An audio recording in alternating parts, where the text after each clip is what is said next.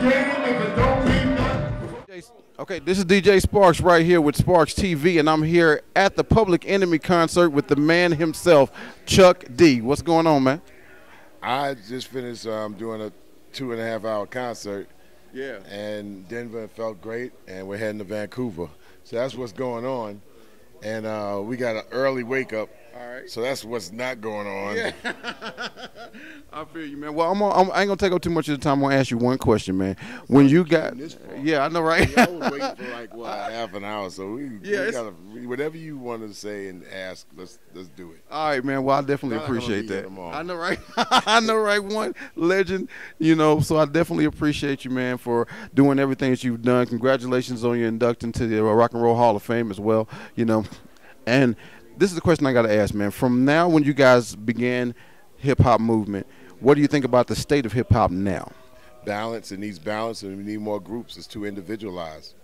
Okay. One person going up there on stage. I mean, really, if you go to the spot and see one person, they better start juggling lawnmowers and eating fire to get your attention past in half an hour. They better have, you know, and even if you have a lot of hits, you still got to come up with some things worthwhile for a person to look at. Yeah, exactly. So I think collective efforts and groups are very important. And hip-hop, when the corporations decide to dictate, well, what's going to make the radio, what's going to make TV, how it's going to make it, and what's going to determine what makes it or not, it took a big thing that what made hip-hop really exciting, people working together. Absolutely. One person working together, even if they like, now they got people that won't even work with a DJ, so it's like, wow. So I like to see collectives, and big up to my man DJ Cavum, and also the group that came on before us. They did their thing, and I like the collective effort. Yeah. Now I like what you said about, you know, local radio stations playing local artists as well. You know what I'm saying? I mean, in Canada, where we're going tomorrow, they have a rule, a law that Canadian stations must play 33% Canadian artists, no matter what. So I think in the United States, all these radio stations need to play 40% local artists, because if the community doesn't support the artists and the radio doesn't support the local artists, you can't expect the artists to support or protect the community. Wow. So I think this could be doable. Occupy the free air, get artists to be heard in their own hood.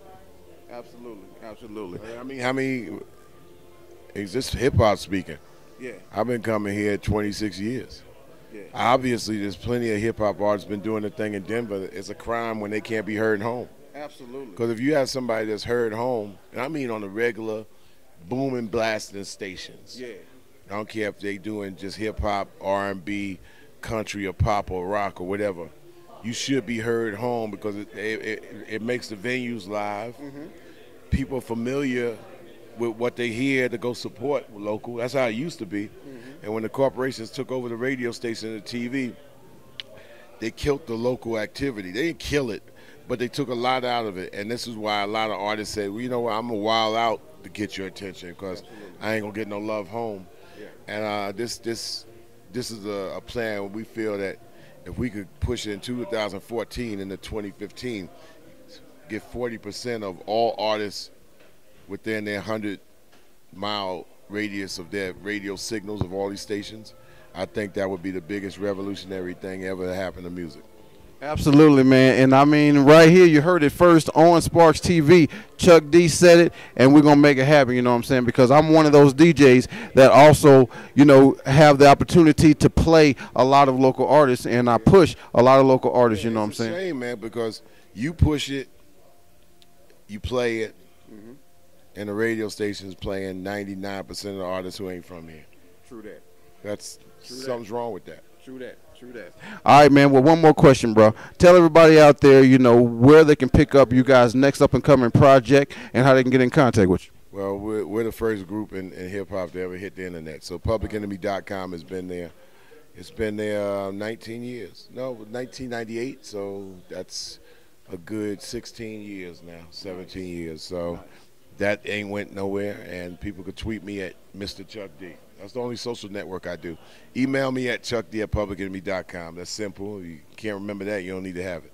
All right. All right, Chuck D, man. Definitely appreciate you for coming on Sparkx TV, man. God bless you, man. You know, in the rest of your career. All right, we appreciate it, man. Oh, no, man. Don't worry about it. It was worth it. You know what I'm saying? A legend, what? Well, you know, it's a thing. You have to always be polite. Absolutely, man. Well, I definitely appreciate you for being polite and being on the show, man. One more thing. Look into that camera right there and say, this is Chuck D, and you're watching Sparkx TV. Yo, check this out. Chuck D bringing the noise right here in the Denver CO, and we're bringing the noise right here, and you're watching Sparkx TV. All right. That's a wrap, baby.